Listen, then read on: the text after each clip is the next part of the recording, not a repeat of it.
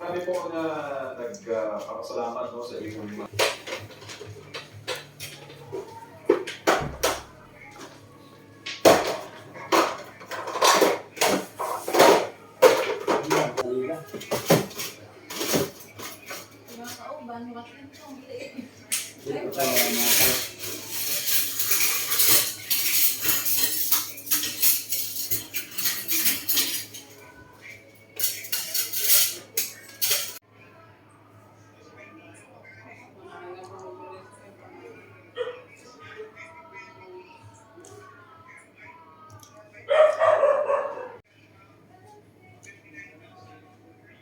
Sinabi na ho yan ng Supreme Court na yan ho ay unconstitutional.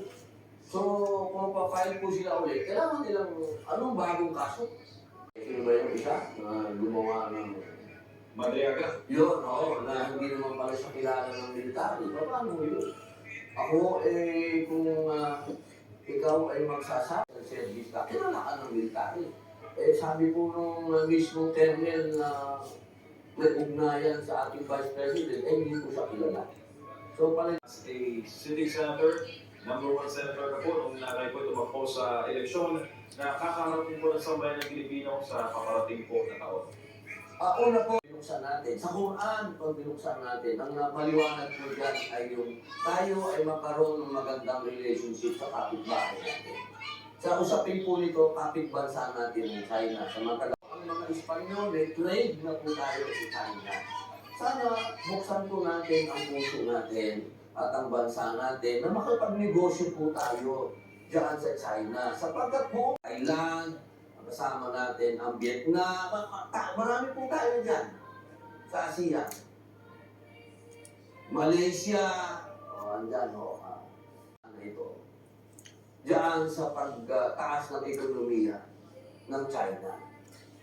Hindi ko sinasabi na isuko natin kung anong meron tayo.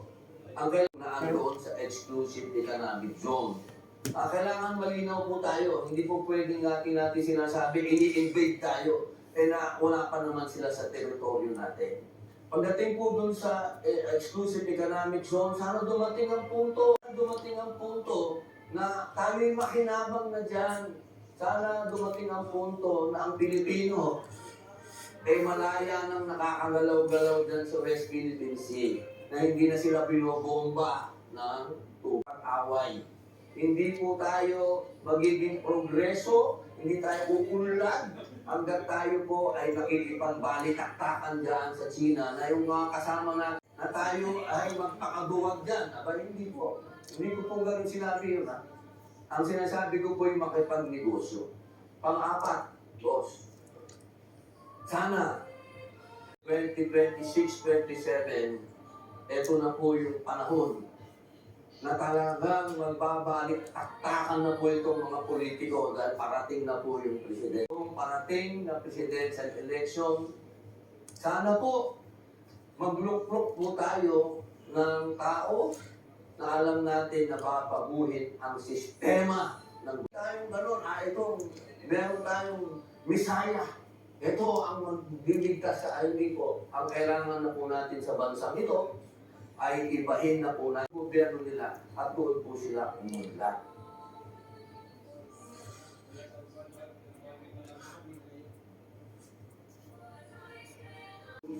At Alip Broadcasting Corporation. Narito ang inyong hinihintay, ang programang magpapakita ng di nakikita na makasurpresa. Yes, yes, yo!